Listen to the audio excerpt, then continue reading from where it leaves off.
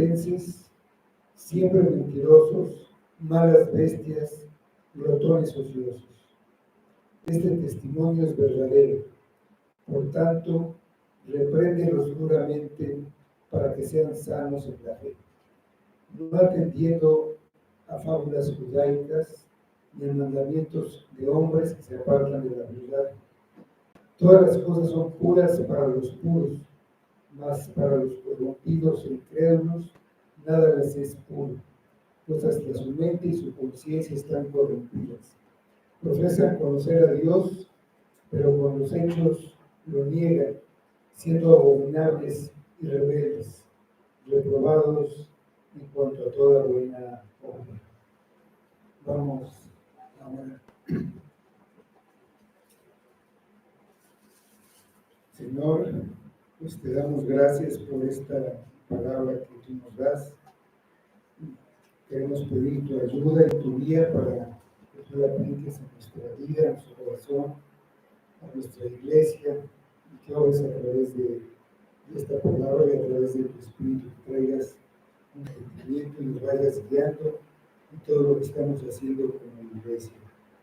Ayúdanos, Padre, necesitamos de ti y pedimos que todo sea solo para tu gloria. Lo pedimos en nombre de Cristo. Amén. ¿Se oye bien? ¿Se oye un poco de eco?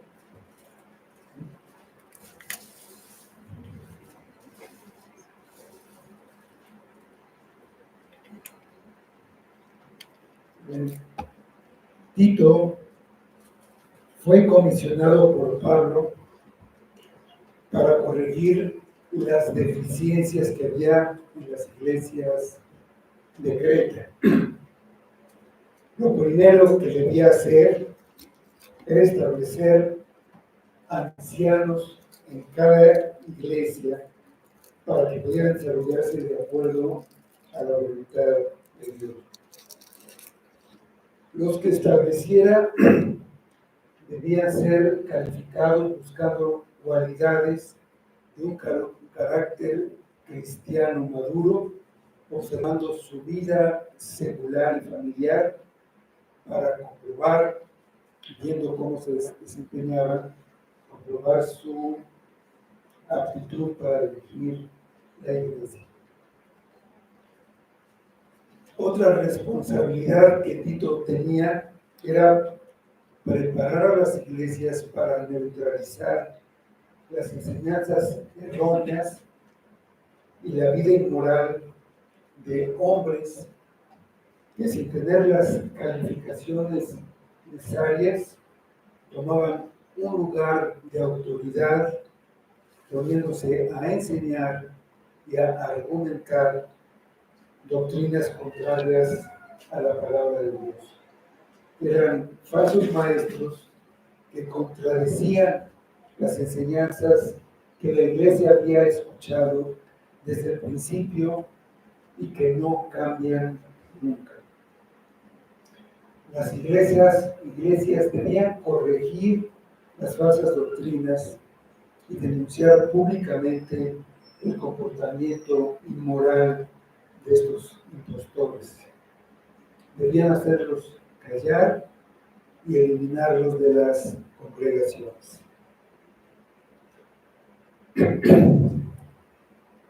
Para poder cumplir con esta responsabilidad, los pastores que estableciera Tito debían ser capaces de resistir a los que se oponían, de ser posible hacerlos reconocer su error y llevarlos al arrepentimiento.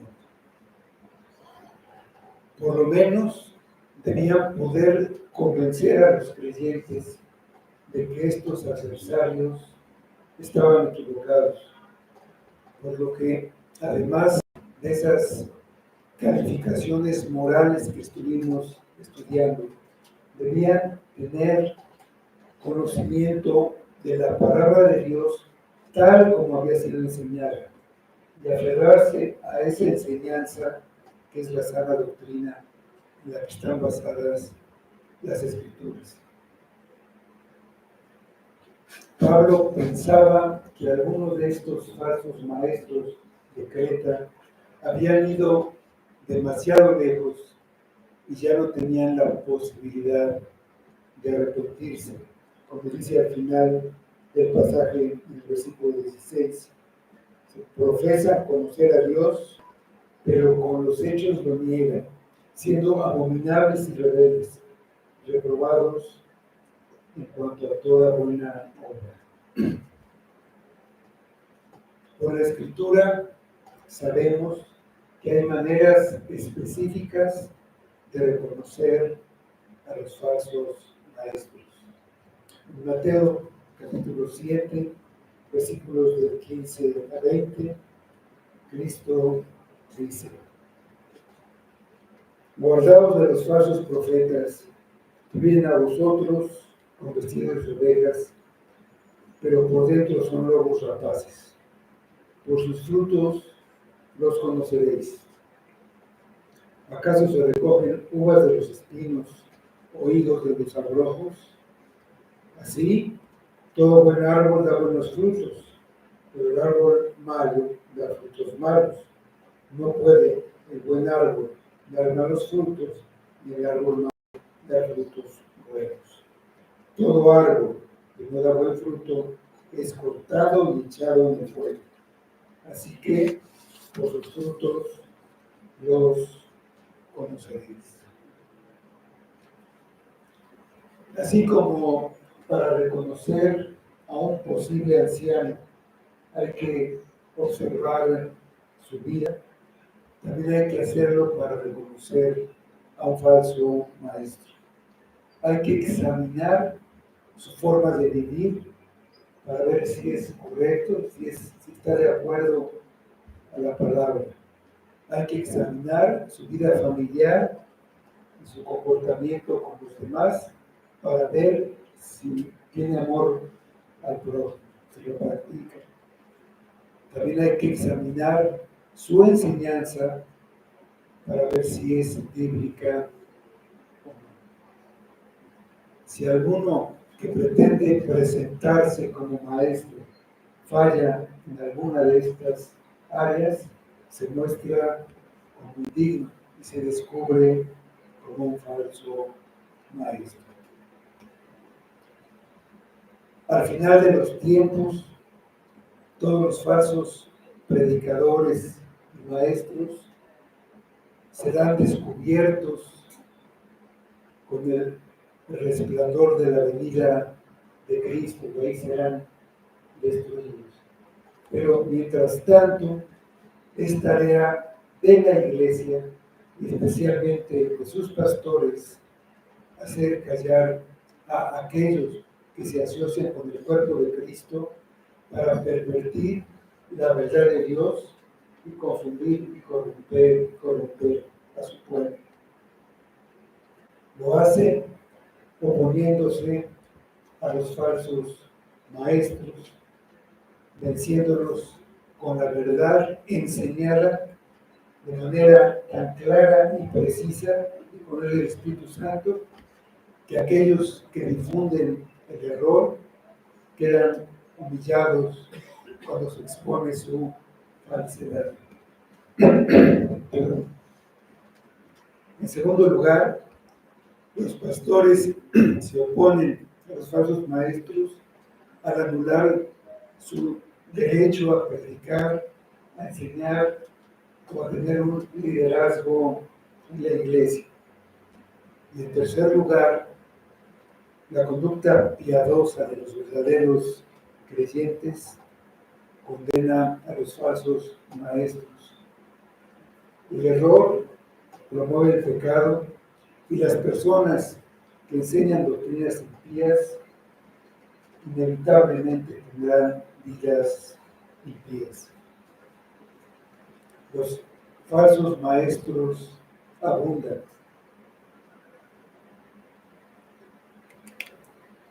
En la isla de Creta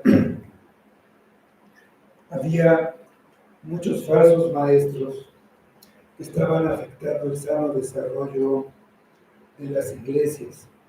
Por esta razón, Pablo vio la necesidad de resaltar el requisito de tener dones espirituales como la enseñanza, los hombres que Cristo debía establecer como pastores. Debían confrontar y detener a los que se oponían a la sana enseñanza. El pastor debía ser, como dice el versículo 9, retenedor de la palabra fiel, tal como ha sido enseñada, para que también pueda exhortar con sana enseñanza y convencer a los que contradicen.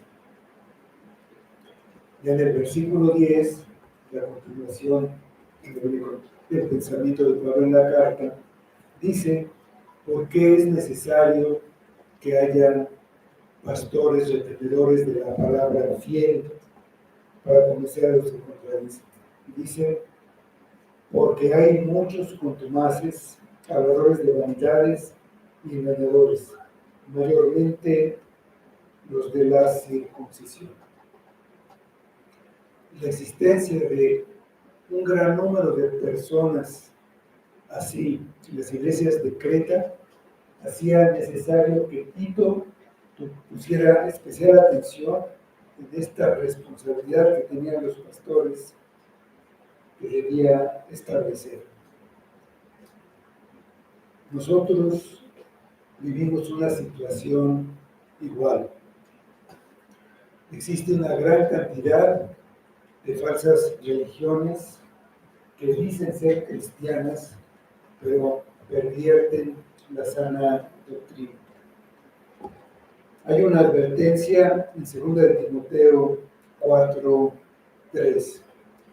Dice ahí: porque vendrá tiempo cuando no sufrirán la sana doctrina, sino que teniendo comezón de oír, se amontonarán maestros conforme a sus propias concupiscencias y apartarán de la verdad el oído y se volverán a las fábulas.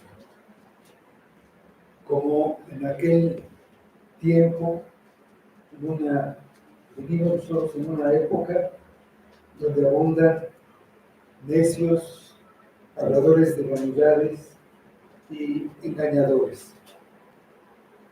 El cristianismo está contaminado con enseñanzas alejadas de la verdad, que son un verdadero peligro para la vida de la iglesia. La contaminan con enseñanzas alejadas de la verdad.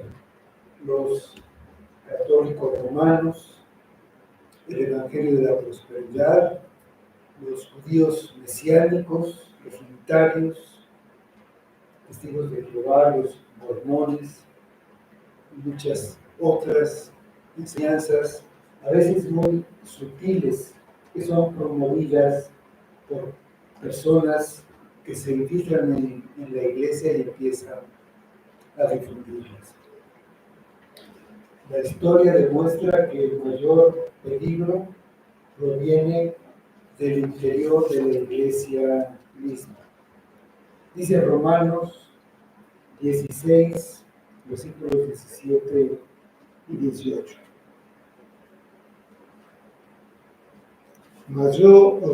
Mas os ruego, hermanos, que os fijéis en los que causan divisiones y tropiezos en contra de la doctrina que vosotros habéis aprendido, y que os apartéis de ellos, porque tales personas no sirven a nuestro Señor Jesucristo, sino a sus propios vientres, y con suaves palabras y lisonjas engañan los corazones de los ingenuos. Pablo los describe con estos adjetivos. El primero son contumaces. Esta palabra significa insubordinado, rebelde y desobediente. Es alguien que no se someterá a la autoridad designada por Dios. Muy mal. Pero proclamarlas el nombre del Dios verdadero es mucho eterno. Dice Jeremías 23, 13 y 14.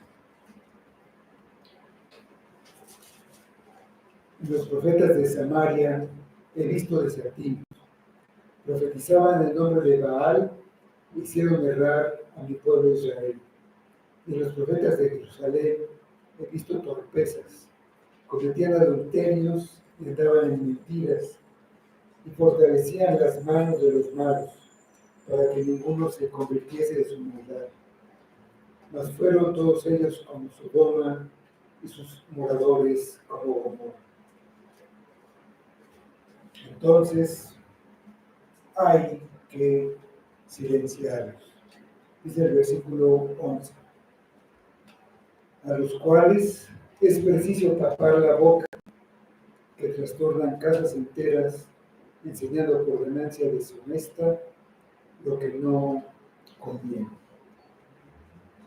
A estos hombres engañadores se les tiene que tapar la boca, lo que lo tiene que hacer Tito, pero los hombres que él establezca como pastores también tienen que ser capaces de hacer. Deben hacerlo estando empapados de la sana enseñanza que recibieron. La palabra que Pablo usa aquí es poner algo sobre la boca, algo como un bozal o una mordaza. Si figurativamente está diciendo que son bestias salvajes. En el versículo 12 los llama malas bestias. Deben ser silenciados por el bien del pueblo de Dios. Esto no implica que deban ser silenciados mediante la violencia o la persecución, sino usando la palabra, la sana doctrina y la razón. Si están dentro de la iglesia, hay que hacerlos callar, primero exhortándolos y convenciéndolos.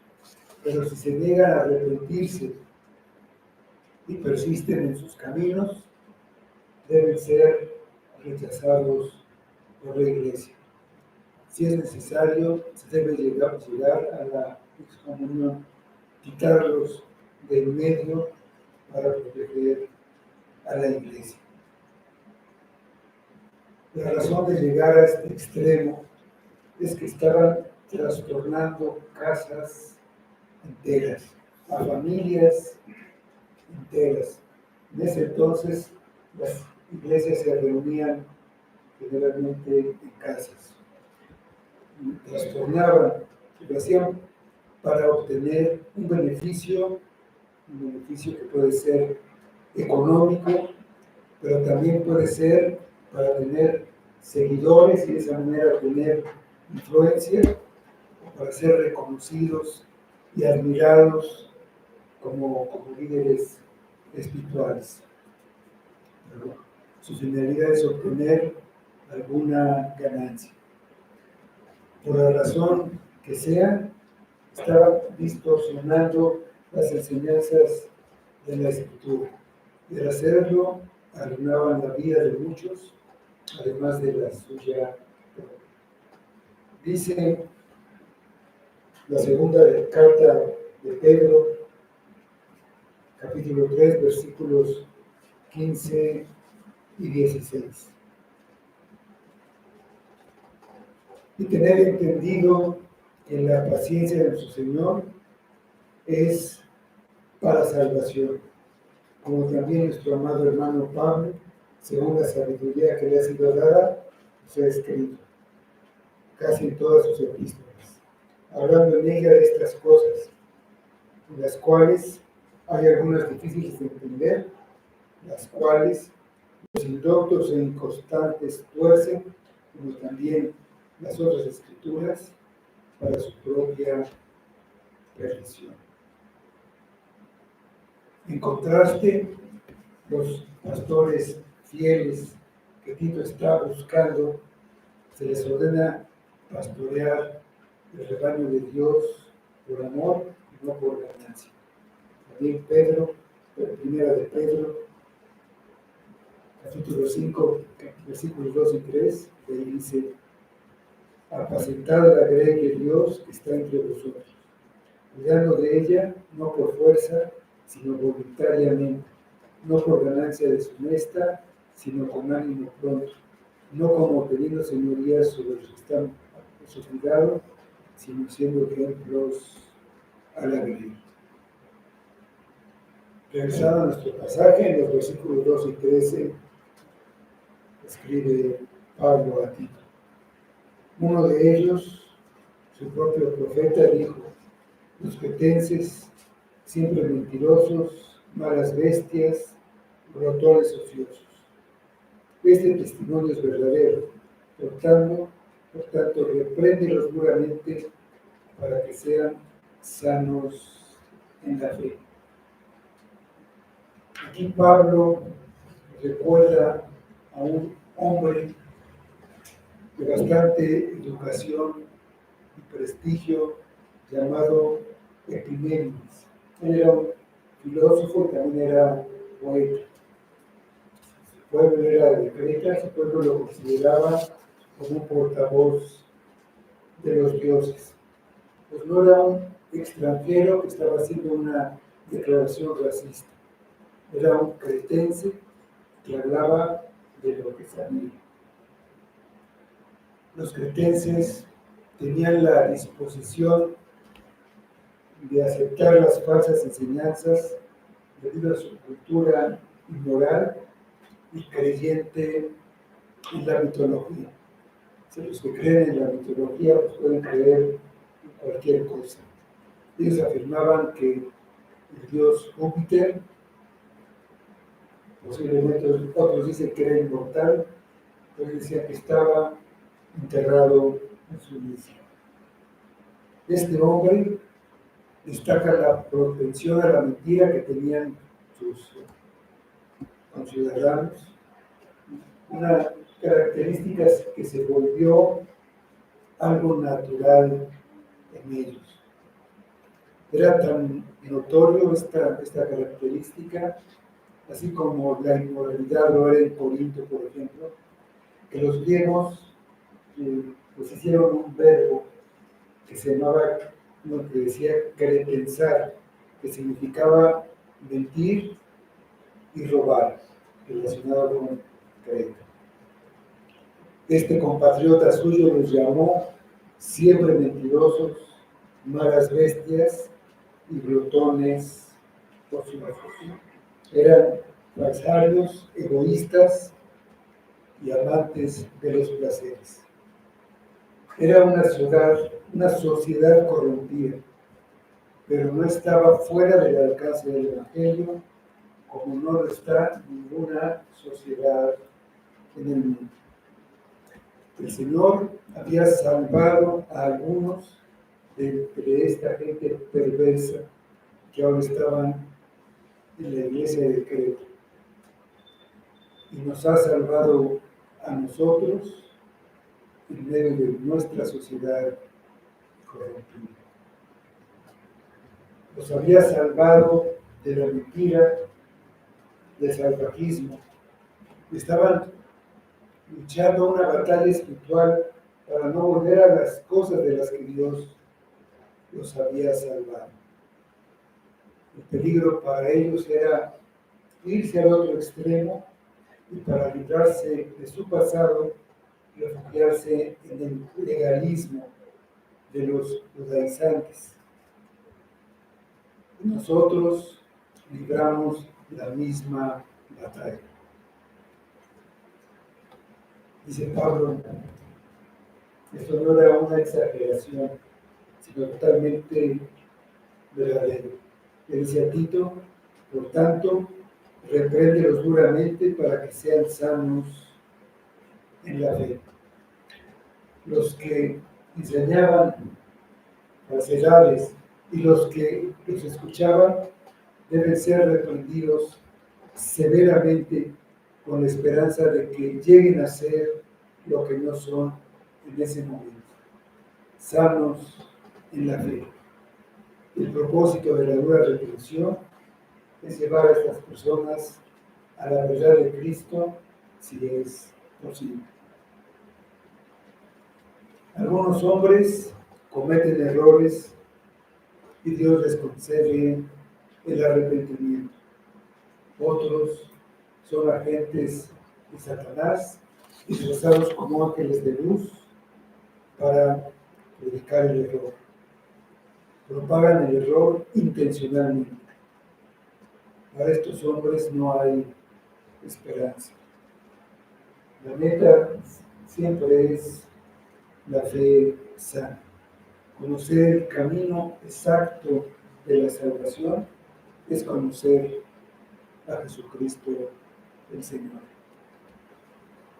Dice el versículo 14, no atendiendo a fábulas judaicas ni a mandamientos de hombres que se apartan de la verdad. La manera de ser sanos en la fe era no hacer caso de las falsedades. En la iglesia de Creta, el daño venía concretamente de esas fábulas de los judíos, de genealogías respecto al Mesías o a sus antepasados. Narraciones que desviaban la atención de Cristo y por otro lado los mandamientos judíos basados en sus tradiciones. En la actualidad, las fábulas serían cosas como el evangelio social, la oración contemplativa, el evangelio de la prosperidad, el culto a los ángeles, la existencia de apóstoles, profetas o iluminados, cualquier cosa que haga quitar la atención de Cristo. Los mandamientos de hombres, todo lo que intente añadir obras humanas a la obra de Cristo para obtener la salvación. Ceremonias, ritos y otras cosas. Están corrompidos, dice el versículo 15. Todas las cosas son puras para los puros, mas para los corrompidos e incrédulos nada les es puro, pues hasta su mente y su conciencia están corrompidos. Los propagadores de falsedades dentro de la iglesia estaban buscando la manera de compaginar todo el ceremonialismo judío con la libertad cristiana. Muchos de ellos habían aprendido desde niños la religión de los judíos, una religión de sombras y figuras, y les costaba trabajo entender que con la venida y la muerte de Cristo, esas sombras habían desaparecido. Estaba ya la luz completa. Con la influencia de judíos que habían creído, había judíos que no habían creído, estaban influidos, daban a la ley ceremonial un valor salvador, y querían imponer las reglas fariseas sobre lo que era limpio, lo que contaminaba, lo que era inmundo, y con respecto a alimentos, utensilios, muebles o el cuerpo humano. Ellos consideraban la pureza como un atributo no de la mente o del espíritu, sino de las cosas materiales. Probablemente se vieron también influidos por ese error en el pensamiento pagano que consideraba la materia como mala, como pecaminosa en sí misma, y el espíritu como puro. Cristo ya había advertido contra este error. En Marcos 7, 18 a 20, leemos. Él les dijo: ¿también vosotros estáis así sin entendimiento? ¿No entendéis que todo lo de fuera que entra en el hombre no lo puede contaminar, porque no entra en su corazón, sino en el vientre y sale de la letrina? Esto decía haciendo limpios todos los alimentos. Pues decía que lo que del hombre sale, eso contamina el hombre. Y del pasaje es lo que sale del corazón del hombre, del vientre del hombre. Lo que dice Pablo es que cuando una persona es pura de corazón y mente, sus perspectivas sobre todas las cosas son puras. Y esa pureza interior siempre produce más pureza. Los hombres puros son aquellos que han sido limpiados de su culpa por la sangre de Cristo. Y habiendo sido regenerados por el Espíritu Santo, están siendo constantemente limpiados por ese mismo Espíritu de la contaminación del mundo y por la contaminación de sus pecados. Pero para los corruptos o incrédulos, nada es puro, o nada puede ser puro, porque tanto su mente como su conciencia están contaminados. Los falsos maestros dentro de las iglesias de Creta estaban tratando de imponer la servidumbre de la religión judía. Como cualquier otra forma de legalismo, el legalismo judío supone que la persona debe hacerse aceptable a Dios al observar meticulosamente ciertas ceremonias y tradiciones que se consideran buenas y obligatorias. Al don de la gracia le añadieron las obras impías de los hombres. Esta es la idea que los seres humanos pueden mejorar o ganar la salvación, pueden mejorar la obra de Cristo por su propia bondad. Y eso es lo que se sigue creyendo en el día de hoy. La mayoría de las religiones son religiones de obras. Lo que necesitamos ver es que nuestro pecado comienza en nuestro corazón y en nuestra mente. Si la mente es corrupta, el pecado tiene un suelo fértil en el cual crecer. Si la mente es pura, el pecado es percibido y es rechazado. La mente pura trae como resultado adoración y agradecimiento a Dios. La mente corrupta tuerce lo que es bueno y lo convierte en mal. Versículo 16 dice: profesan conocer a Dios, pero con los hechos lo niegan, siendo abominables y rebeldes, reprobados en cuanto a toda buena obra. Con esto Pablo termina la descripción de los hombres que se apartan de la verdad que menciona el versículo 14. Dicen que conocen a Dios, dicen que son creyentes, hablan como cristianos, pueden conocer las doctrinas correctas y pueden conocer la Biblia, pero su manera de vivir no corresponde con lo que dicen creer. No podemos simplemente dejarnos guiar por lo que una persona dice. Debemos ver también cómo viven. La persona que niega a Dios con una vida de pecado, en realidad no lo conoce. Los frutos que da nos dicen qué tipo de árbol es. Si persisten en sus caminos de falsedad y mentira, sin arrepentirse, muestra que son abominables. Abominación un término asociado con idolatría. Y ellos están adorando a un ídolo cuando ponen falsedades por encima de la verdad de Dios. En el Nuevo Testamento se aplica específicamente al anticristo, que se le nombra la abominación desoladora. Pertenece al reino de las tinieblas. El apóstol Juan lo menciona y dice que los abominables no entrarán en el reino de los cielos. Apocalipsis 21, 27.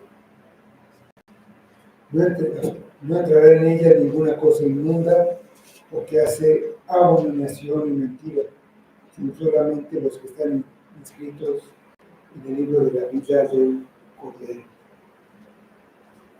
Son rebeldes, se rebelan contra la verdad de Dios y lo desobedecen. Prefieren las tradiciones de los hombres y las leyes de los hombres a la obra de Cristo. Continúan caminando según el curso de este mundo. Andan según el príncipe de la potestad del aire, o el espíritu que obra en los hijos de desobediencia. Están reprobados, dice Pablo. Esta palabra se usaba para describir, entre otras cosas, una moneda falsa, para describir a un soldado cobarde que huía en medio de la batalla, para un candidato que era rechazado por el pueblo cuando competía por un puesto público en una elección, y también para una piedra rechazada por los constructores. Si una piedra se detectaba con un defecto notable, era marcada y era puesta aparte, a un lado, como inservible. Es lo que dice Pablo. Son inútiles para cualquier obra buena. Están descalificados y deben ser rechazados por completo. Estos hombres son totalmente incapaces de realizar cualquier obra que proceda de la fe y traiga la gloria a Dios. La iglesia de Creta se encontraba inmersa en prácticas culturales pecaminosas y en medio de falsos maestros. Creta era un campo fértil para Satanás. Tito debía establecer pastores que pudieran usar la palabra fiel para llamar a sus iglesias a separarse de toda mala enseñanza y toda práctica que no estuviera en sintonía con lo que enseñaba claramente la palabra de Dios. Esta nación necesitaba ser traída a la palabra de Dios. ¿No necesitamos nosotros lo mismo?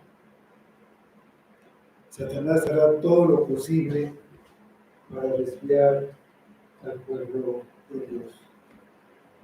Lo hace atacando la palabra de Dios por medio de la palabra.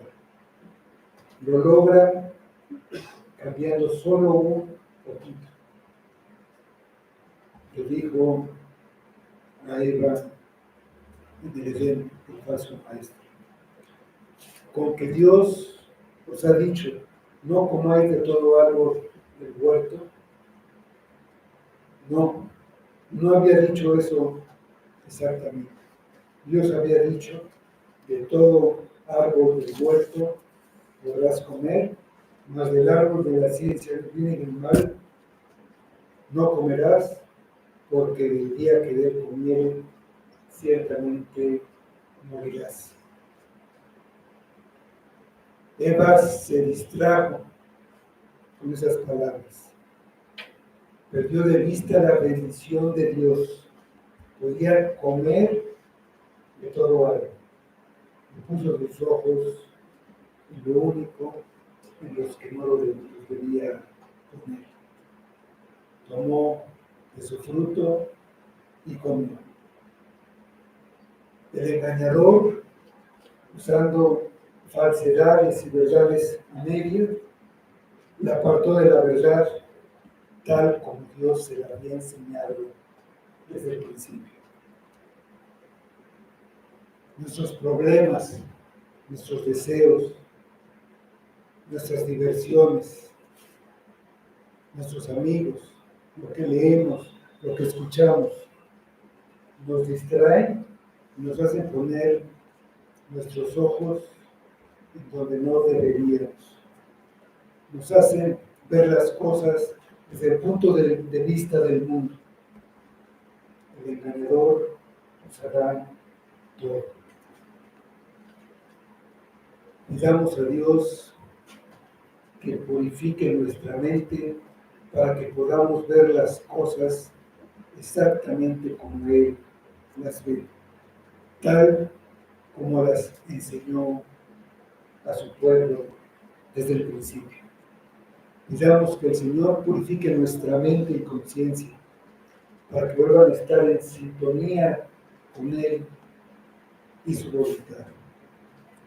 Y pidámosle que nunca permita que seamos seducidos por el engañador y nos apartemos de la fe, tal como fue enseñada desde el principio al pueblo de Dios. Vamos.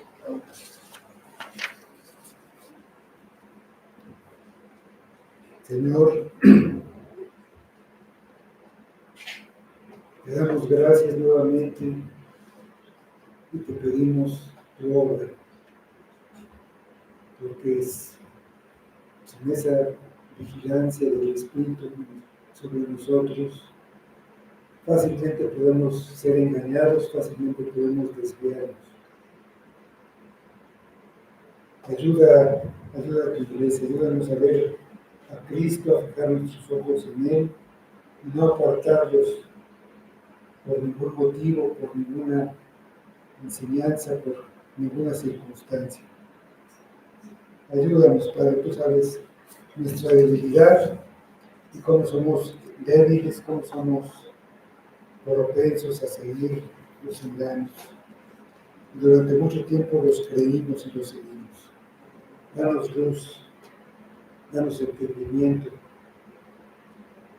danos esa claridad de mente que viene solamente de esa obra de regeneración del Espíritu, de conocer a Cristo y entender, ir a Él en arrepentimiento de fe. Ayúdanos, Padre, ponemos la iglesia en tu mano para que la guardes, que sea para tu gloria, en el nombre de Cristo. Amén.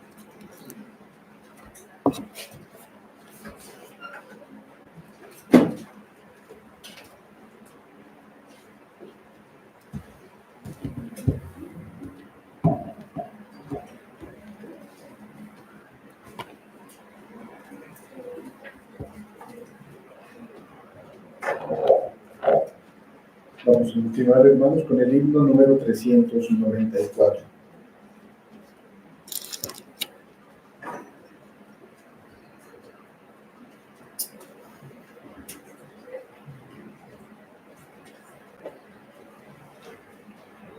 Himno 394, me guía Él.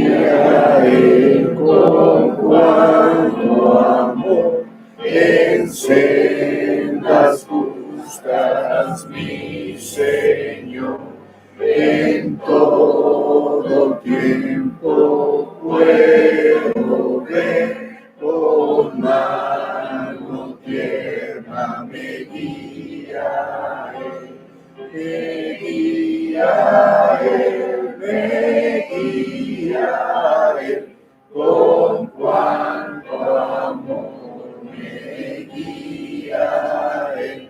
No abrigo dudas ni temor, pues me conduce el buen pastor.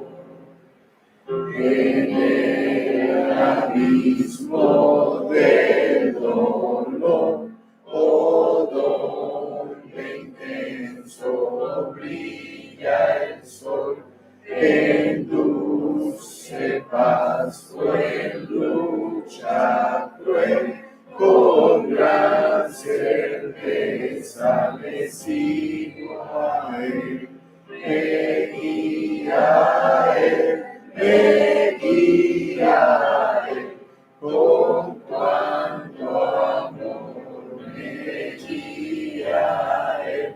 No abrigo dudas ni temor, pues me conduce el buen pastor. La mano quiero yo tomar de Cristo, nunca vacilar, cumpliendo con fidelidad su sabia y santa voluntad.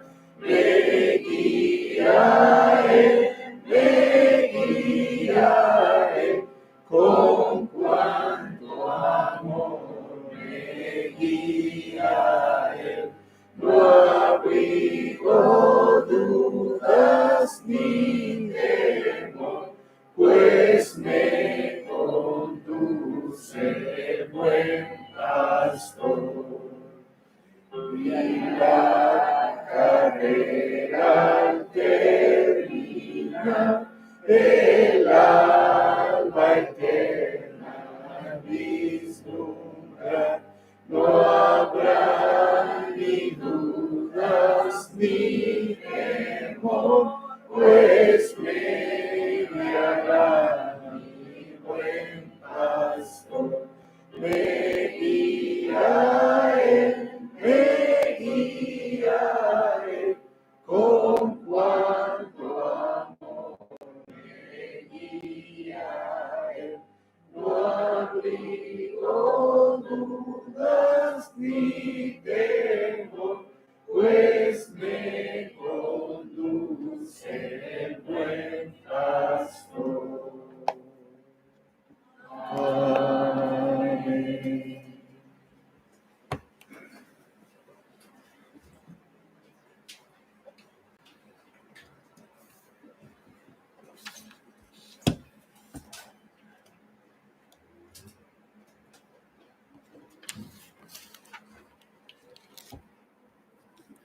La bendición, Romanos 16, 25 a 27 dice: